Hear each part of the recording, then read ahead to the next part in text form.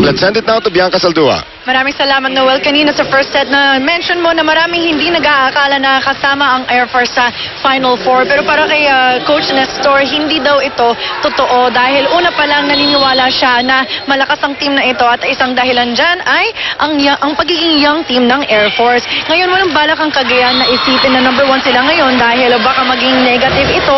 Sa ibang salita, baka maging masyadong kampante o kaya dito sa laro, tense naman dahil sa pressure ng pagiging number 1. Kaya narinig nyo kanina galing kay Coach Nestor na kailangan mag-enjoy lang muna at matanggal ang tension nila. Sabay kain silang chocolate nut bar. Sa kabilang side ng court naman, maganda nga ang pinakita ng Philippine Air Force sa first set pero consistency ang name of the game. Back to you, Noel and Michelle. Chocolate nut bar. Michelle, kasama ba si Jetta yan na isang volleyball player? Oo, kami nga ilang plastic na flat tops na nauubos namin per game.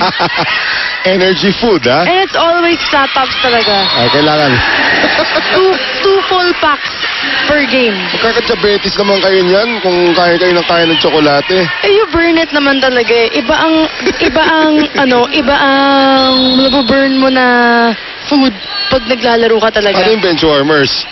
Ayun lang. Sila yung kain ng kain. Kawawa, no? Minsan nga, nauuhaw pa sila ng sobra kasi wala Siyempre. silang magawa. Puro asukal yung kinain nyo. Samantala, ito naman si Joy Casas, sinulog, tinabla niya yung score at 8 apiece.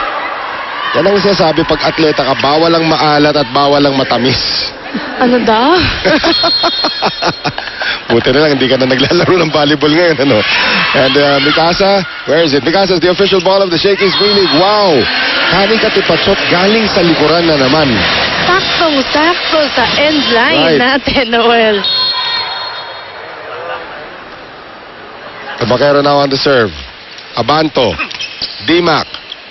Cases. Tabakero on the dig. Soraya. Tinawid. Dimac. Ngayon, bibigyan ulit kay Cases. Cases off the hands of Soraya. Si Soraya kanina pa tinatarget ng mga attackers ng Air Force, ha? Kasi nahuhuli siya dun sa posisyon na nakikita mo pag siya yung magsiset. Ah. So, mahuhuli siya pumunta dun sa block. Kaya binibilisan ng kabilang team yung pag-atake nila.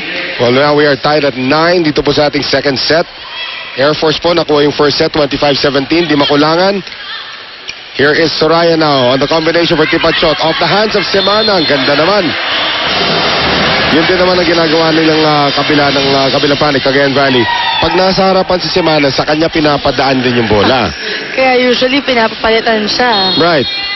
And again, they are missing the services of Yari Yonko. Ewan ko si Yonko kumakahabol pa.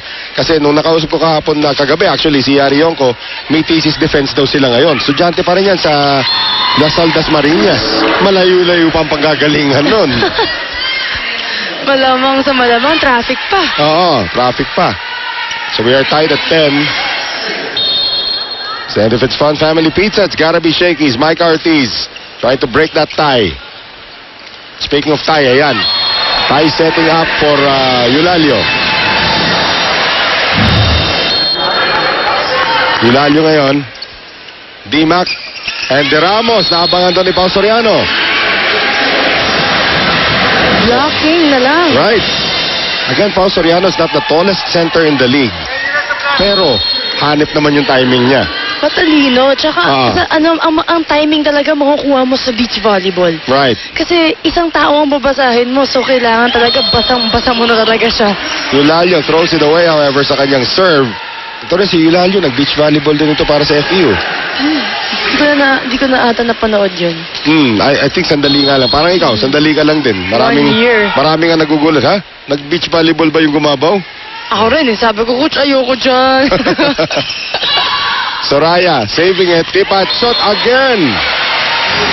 Si De Ramos nahihilo na. Ang daming bola dumadaan sa harapan niya. At wala siya nakahawakan naman doon dahil mag-isa siya nag-block. As you can see na single block, tipat shot pa.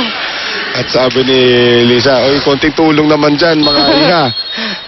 Of course, De Ramos is the elder statesman of the squad. Team captain na rin nga siya. Here's Tipachot on the short serve. Abanto. Di makulangan. Combination. Caballejo off the block. Dug up by Tabakero. And now Tabakero biglang tumayo. Pero na-net violation naman siya. Captain versus captain that time as Tabakero. Imarka ba yung net sa mukha niya? Wala naman. Tumama eh. Yan ang buwis buhay maglaro ng volleyball. Naalala natin sa Pakuha lang Tabakero. talaga ang Yes. bola.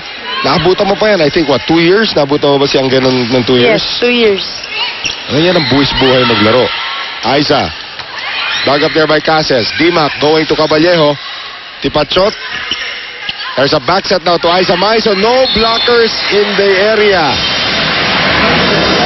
Nabasa nila yun, pero nagkahiyaan kumuha ng bola. Pero tingnan mo naman yung benta dito yung Tipachot. Makala mo sa open pupunta, biglang binakset. Kasi yung backset pa niya perfect, hindi na gumalaw si Aiza Maizo. Yan ang masarap sanang kakampen.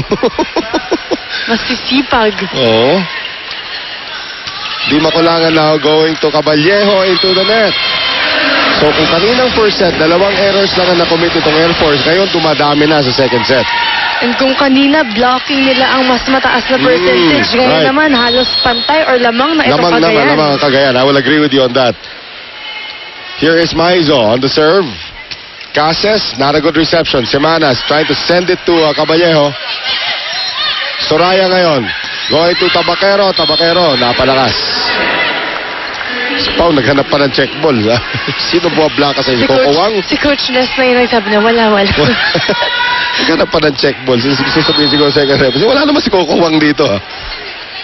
Kokowang, the highest pointer of the league, di ba, Noel? Up to now, actually, pero yun na nga, wala na in contention ng Meralco. So may mag-overtake at mag-overtake sa kanya. Soriano misses again. Hitting errors, now a problem para sa Cagayan Valley. So ngayon, Captain Lisa de Ramos from Letran. Maizo. Sa games Soraya. na ito, Noel, mas walang pressure pagdating sa underdog. Kaya Right. mas enjoy sila pag nakikita mo, nakangiti. Pero ngayon, nabura na ang kalamangan dito ng Cagayan Valley. They had a 3-point lead earlier. It is gone.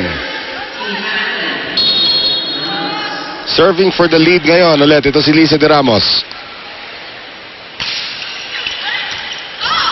Here's Soraya going to Tabaquero and Tabaquero gets it. At lamang po ng 1 puntos ang Cagayan Valley papunta sa ating second technical timeout of set number 2. Ito ang Shakespeare.